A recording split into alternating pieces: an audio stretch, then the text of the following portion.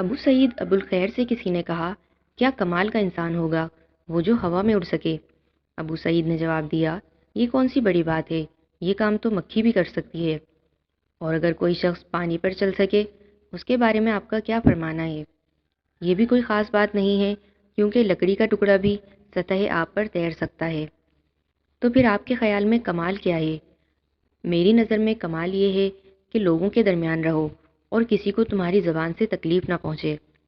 جھوٹ کبھی نہ کہو، کسی کا تمسخر مت اڑاؤ، کسی کی ذات سے کوئی ناجائز فائدہ مت اٹھاؤ، یہ کمال ہیں۔